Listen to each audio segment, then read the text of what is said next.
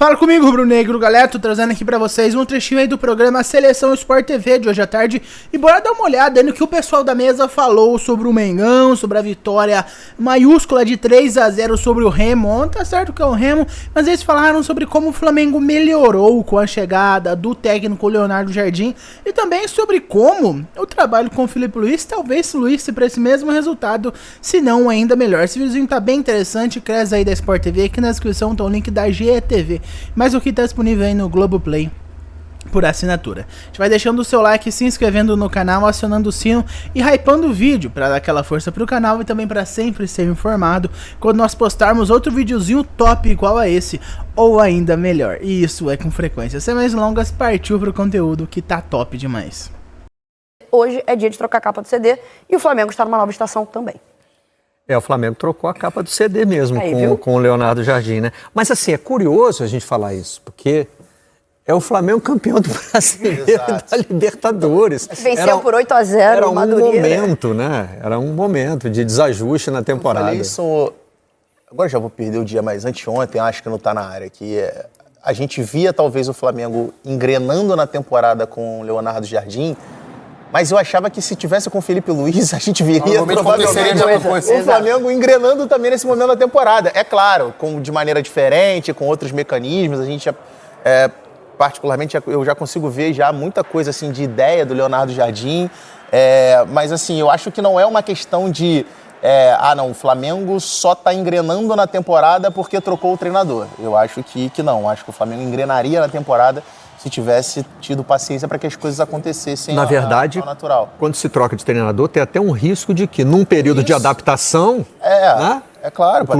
o time continue perdendo ali, ou se desarrumando. O fato da reação rápida talvez seja um indício maior de que havia muita coisa que dava certo, muita coisa encaminhada e que precisava de apenas alguns ajustes. O próprio Leonardo Jardim falou sobre isso, gente. Ele falou na coletiva do jogo passado, falou, eu não cheguei aqui e encontrei um time que não tinha organização, jogadores que não tinham comprometimento. Esse deve ser o trabalho perfeito para você pegar, porque você pega o melhor elenco do país com um trabalho bem encaminhado. Não é um time que estava em crise, perdendo. É claro, tinha uma crise ali. Crise zoca ali. Mas é coisa que o Flamengo adora fazer com si mesmo. Ele próprio produz. É isso, não era um trabalho terra arrasada que você chega para levantar, sacudir. Que não há perspectiva de melhora. Você pega um time que tem um norte, que tem um caminho, é o melhor elenco do país, assim. Acho que é a situação mais favorável para um treinador assumir um trabalho. Agora, algumas coisas realmente mudaram em termos de... Se você pega os primeiros jogos do Flamengo na temporada com as últimas rodadas, né, sob o comando do Leonardo Jardim, o Flamengo parou de tomar gol, por exemplo. Exato. Né? E alguns jogadores... Muitas deficiências ontem mesmo você deu... Os primeiros 10 minutos de jogo, as duas melhores oportunidades são do Remo. Inclusive, uma delas... Essa segunda delas... Aí, ó. Em questão de contra-ataque com a linha alta, que era uma situação que o time do Filipe Luís também estava sofrendo nesse início de ano. É que o Flamengo conseguiu chegar nessas bolas e evitar o pior, né? Mas poderia ter acontecido. Teve uma do Vitor Bueno, por exemplo, que ele pegou mal na bola. Ele chega a dominar de canhota, quando vai bater de direita e de virada, ele finaliza por cima. A reta final do jogo contra o Cruzeiro também consegue criar boas oportunidades. Então, assim, defensivamente, talvez, o melhor jogo disparado tenha sido o jogo contra o Botafogo, que ali sim o Flamengo conseguiu sofrer quase nada defensivamente. O Botafogo também muito desarrumado, com a menos, né, gente? Desde o início. Exato, um jogador a menos. Claro. É difícil você enfrentar o Flamengo 11 contra 11. Mas, enfim, 10 contra 11. Em termos dos fatos, realmente, o Flamengo não sofre gols há 4 jogos, é algo que não tinha acontecido até aqui na temporada. Discutimos se esse gol deveria entrar na lista que você está vendo agora. É que o desvio tira um pouco da beleza. A magia do gol, né? A plasticidade, digamos assim. Mas é outra jogada bem construída. Samuel Lino, aliás, como mostramos antes, né, tá liderando a votação para melhor jogador, para craque da rodada, né? O gol do Nuno Moreira tá ganhando como golaço. Se você tem interesse em mudar, mobiliza a galera aí, ó, chama para votar, porque os dois estão dominando a votação, né? Mas, de fato, é um jogador que parece ter se beneficiado. Acho que sim. Sim. É porque, assim, no Atlético de Madrid... O estilo do Leonardo Jardim parece ter encaixado melhor com o do Samuel Lino. O que mudou para ele, tá, do ponto de vista tático? Com o Filipe, na maioria dos jogos, o ponta esquerdo do Flamengo ficava preso ao lado esquerdo, né? Ele ficava em cima da linha lateral, basicamente, dando amplitude ao time, largura para receber a bola ali, tentar fazer as jogadas ou servir alguém que passasse por dentro da linha de defesa adversária. Com o Leonardo Jardim, muda. Mudou. Quem vai fazer a saída alinhada aos zagueiros é sempre um dos volantes. Ora o Pulgar, ora o Jorginho, isso tem revezado nos últimos jogos. E aí o que implica para o lateral? O lateral pode sair mais, no caso o Alexandre ou o Ayrton Lucas. Eles podem sair e atacam bem abertos quase sempre. E aí o ponta do setor, pela direita, né? Ontem o Luiz Araújo e Samuel Lino trabalham numa faixa um pouco mais central, né? Tem futebol espanhol, se chama esse espaço de meio espaço, né? Que é entre o meio do campo e a lateral. Você vai jogar basicamente ali entre o quarto zagueiro e o lateral esquerdo, entre o zagueiro pela direita e o lateral direito, ocupando aquele setor ali e se movendo, tendo liberdade para você se conectar com o centroavante, com o meia central, no caso, que é o Arrascaeta. Isso faz com que o Samuel Lino faça mais movimentos por dentro da defesa, em diagonal, esteja mais próximo do gol. E os 2 gols marcados por ele dizem muito sobre isso, né? O gol de ontem, ele recebe a bola, ele não recebe aberta a bola. Ele recebe um pouquinho mais próximo do bico da grande área. O gol contra o Botafogo é uma jogada que se desenvolve pelo lado direito e por ter essa liberdade de estar mais próximo do centro, ele consegue chegar na região de finalização e chutar para o gol, a bola desvia e acaba entrando. Então, ele se beneficiou disso. Mas eu acho que tem um detalhe que é o seguinte, um pouquinho mais de confiança, talvez, não sei se alguma coisa internamente ali, de conversa, porque no Atlético de Madrid, o Samuel Lino jogava de ala esquerda. Ele passava o jogo inteiro aberto pelo lado do campo. Ele não trabalhava por dentro. Não quer dizer que ele não pudesse fazer isso ou que ele não possa se destacar, como a gente está vendo. Mas do ponto de vista tático, função, não tem assim algo que tenha aproximado do que ele vivia no Real Madrid. Não, pelo contrário. No Atlético de Madrid. No Atlético de Madrid, ele jogava exatamente igual o Felipe colocava ele no Flamengo. Mas, recentemente, ele tem tido atuações melhores, né? Os dois jogos. Os primeiros jogos dele também, assim, foi bem jogando demais, aberto, pô. ele foi muito bem. Então, acho que, assim, talvez a questão chamou atenção tática, pelo 1 contra 1, né? Como ele isso que é, driblava com facilidade. Foi o forte dele. Mas, assim, talvez o encaixe, de repente, favoreça realmente.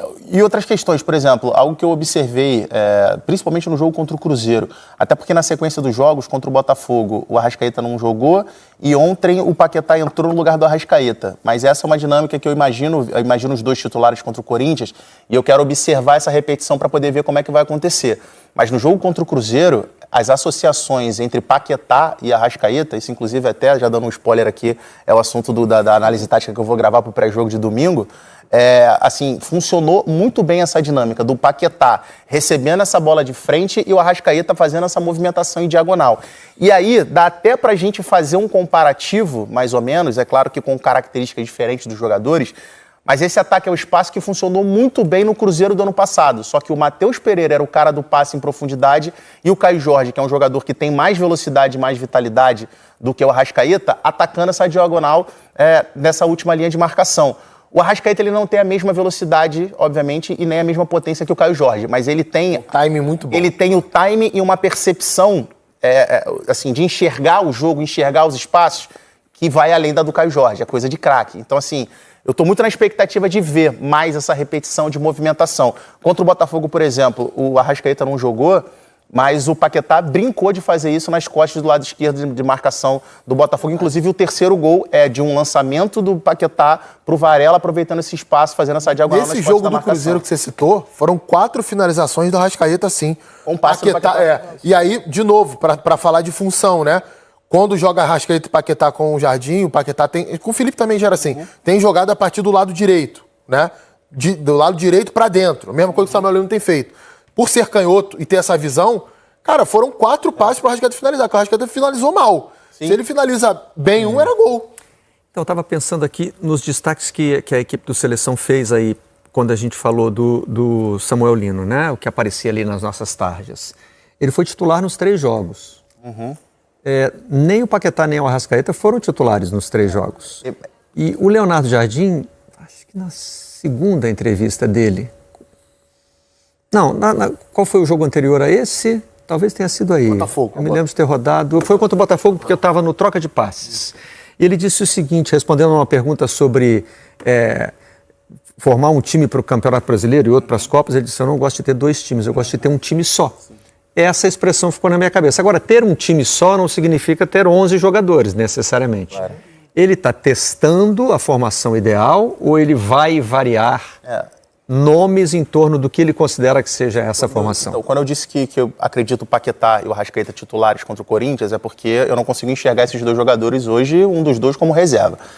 E aí a gente olha, o Arrascaeta... foram. Não, então foram, mas aí eu acho que tem uma questão do que a gente chama da tal da gestão de minutos. Sim. Porque o Arrascaeta, contra o Botafogo, ele vai para o banco, mas ele vinha, se não me engano, de 2 jogos ou 3 jogos consecutivos, atuando 90 minutos, algo muito próximo disso. E a grama sintética, né? Grama sintética, e a gente sabe que, assim, que o ponto forte do Arrascaeta ter tido a temporada que teve no ano passado, muito disso é por conta da gestão, da questão dos minutos e a parte física que foi gerido desde o início da pré-temporada do Flamengo do ano passado. Então, acho que isso daí tenha sido algo também que, certamente, ele está chegando ali agora, mas a fisiologia do Flamengo deve ter passado por ele. Amigo, aqui, não vamos mexer nisso não, porque isso aqui deu muito certo no ano passado e garantiu pra gente título e muitos pontos. Então, eu acho que a questão do... E talvez se o Flamengo não tivesse resolvido o jogo como resolveu contra o Botafogo 3-0, talvez o Arrascaeta entrasse no jogo. Mas como já estava resolvido um 3-0, talvez ele tenha deixado o Arrascaeta no banco. Assim como ontem, né? Com o jogo resolvido, o time mudou bastante do meio pra frente. O Paquetá, acho que até o jogo de ontem vinha numa sequência de 3 jogos consecutivos também jogando 90 minutos ou algo muito próximo disso. Então, acho que o fato do Arrascaeta ter saído no segundo tempo, eu acho que o Paquetá entra com 70, mais ou menos. Eu acho que indica essa gestão de minutos para que tenha os 2 titulares da posição no jogo contra o Corinthians.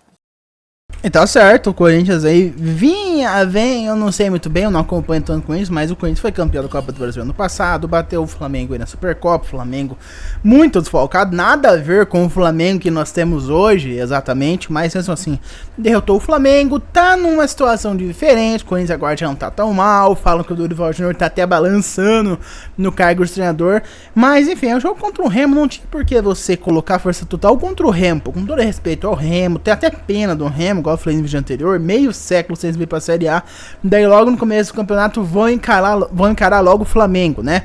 Dá até pena do Remo, coitado. Mas enfim, é o futebol brasileiro, não tem o que fazer, não é justo, né? O futebol não é justo. Como um todo.